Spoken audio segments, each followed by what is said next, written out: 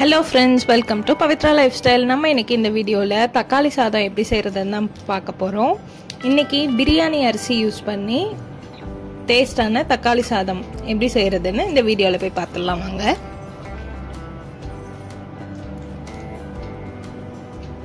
First 2 வெங்காயம் cut பண்ணி வச்சிருக்கேன். 3 தக்காளி, கொஞ்சமா புதினா, அதுக்கப்புறம் ஒரு குக்கர்ல 2 டீஸ்பூன் நெய் ஆட் பண்ணிட்டு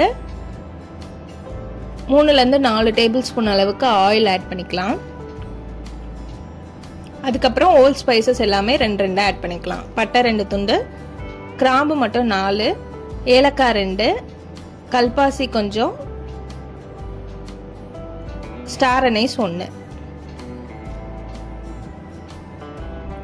இதெல்லாம் ஆட் பண்ணிட்டு பொரிஞ்சதும் வெங்காயமும் பச்சை மிளகாய் 3 ஆட் பண்ணியிருக்கேன். வெங்காயம் நல்லா வதங்கி கலர் மாதிரி வரணும், அப்பதான் டேஸ்ட் நல்லா இருக்கும்.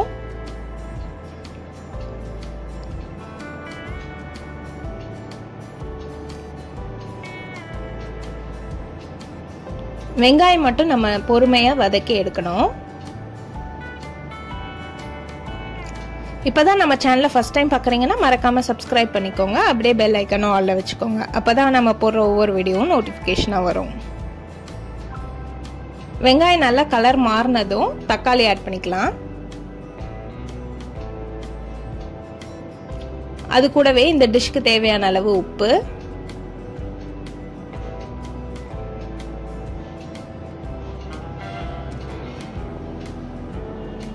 அதையும் ஆட் பண்ணிட்டு நல்லா வதக்கி விட்டுட்டு தக்காளி பாதி குக் ஆனதும்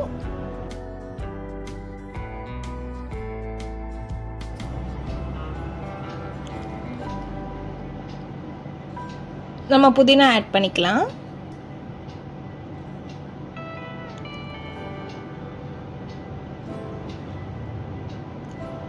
அதையும் நல்லா கிளறி விட்டுட்டு இஞ்சி பூண்டு பேஸ்ட் 2 டீஸ்பூன் ஆட் பண்ணிக்கலாம்.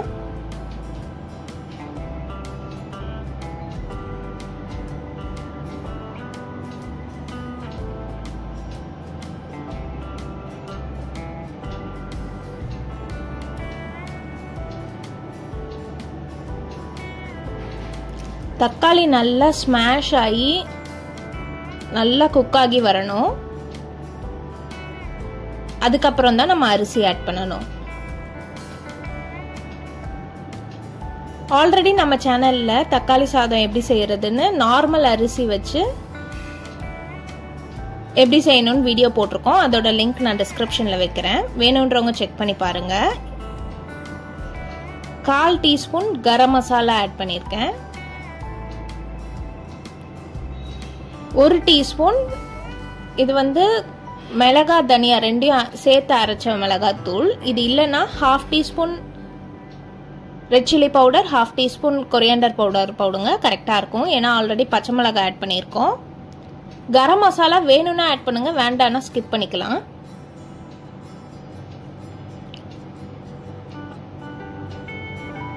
இப்போ நம்ம 1/2 an hour ஊற வச்சிருக்க பாஸ்மதி அரிசி அதையும் ஆட் பண்ணிக்கலாம். 1 கிளாஸ் அரிசிக்கு 1.5 கிளாஸ் தண்ணி ஆட் பண்ணிக்கோங்க. நல்லா கலந்து விடணும்.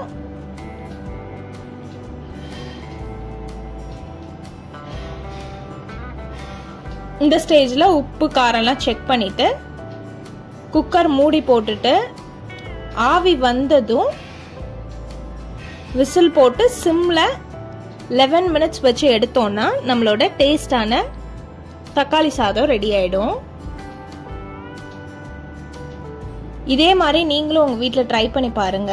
எப்படி வந்ததுன்னு கமெண்ட்ல சொல்லுங்க.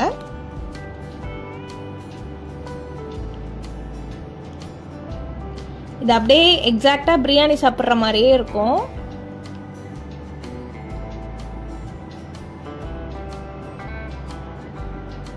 ட்ரை பண்ணி பார்த்து எப்படி இருந்ததுன்னு சொல்லுங்க. நெக்ஸ்ட் ஒரு வீடியோல உங்களை பார்க்குறேன். Bye bye.